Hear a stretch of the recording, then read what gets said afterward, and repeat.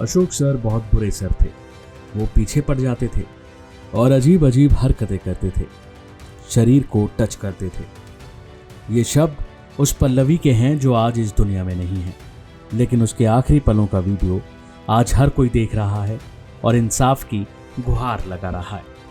जरा सोचिए कि जिंदगी की पहली सफलता, जब कोई कॉलेज जाता है तो अपने सपनों को उड़ान देने के लिए दिन रात मेहनत करता है, लेकिन उसी कॉलेज में थोड़ी देर के लिए मौज मस्ती कैसे किसी की जान ले लेती है, इसका एक ऐसा मामला सामने आया है जिसे सुनकर आपका दिल पसीज जाएगा।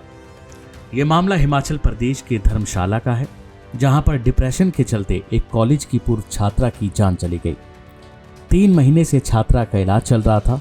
अब कॉलेज की 3 छात्राओं पर रैगिंग और प्रोफेसर पर प्रताड़ना के आरोप में केस दर्ज किया गया है।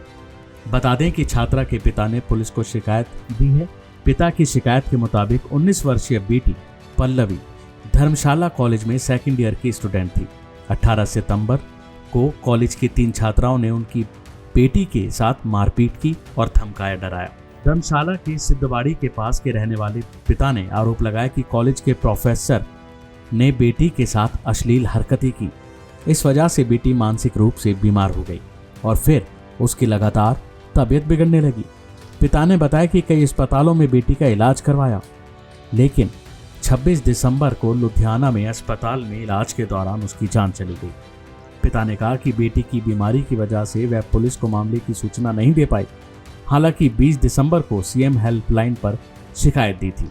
तो वहीं अब पल्लवी के जाने के बाद उसके आखिरी पलों का वीडियो वायरल हो रहा है, जिसमें वो अपनी आप बीती बता रही है, कैसे उसके साथ रैगिंग हुई और कैसे अशोक नाम के प्रोफेसर ने उसके साथ गंदी हरकतें की।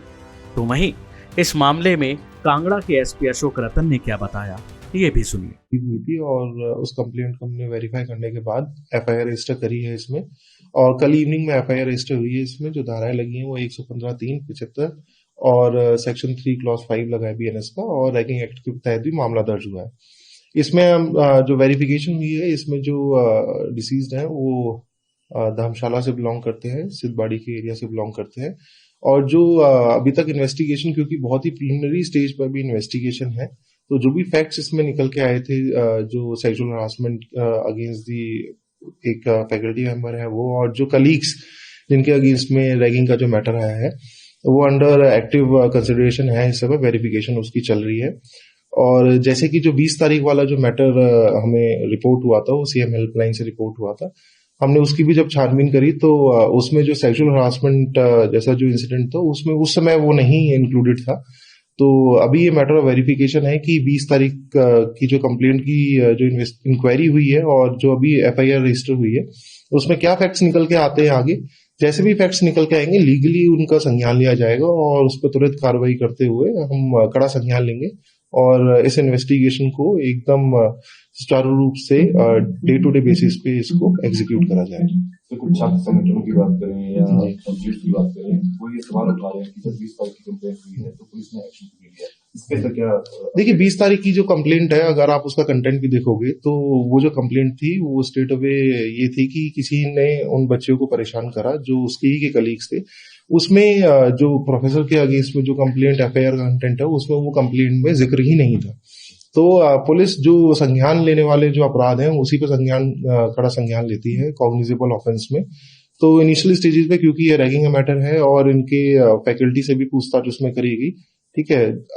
इनिशियली इस स्टेज पे ये चीज बताना कि क्या चीज सही है और क्या चीज गलत है, तो वो कहना बहुत ही मुश्किल होगा क्योंकि बहुत ही इनिशियल स्टेजेस पर भी इन्वेस्टिगेशन है। जैसे ही इन्वेस्टिगेशन और इसमें टाइम पास होगा तो इसमें जो है रेलेवेंट सेक्शंस के तहत और जो फैक्ट्स हमारे पास निकल के आएंगे उसी के बेसिस पे हम आगे कार्रवाई करेंगे। कंप्लेंट हुई थी उस वक्त परिजनों से बात हुई थी, उनकी क्या बात थी, अभी जो है इसमें क्या? देखिए, जो बयान है वो तो मैं अभी शेयर नहीं कर पाऊंगा, लेकिन मैंने आपको बताया कि सेक्सुअल हरासमेंट का उस समय कोई भी जिक्र उस समय नहीं करा गया था।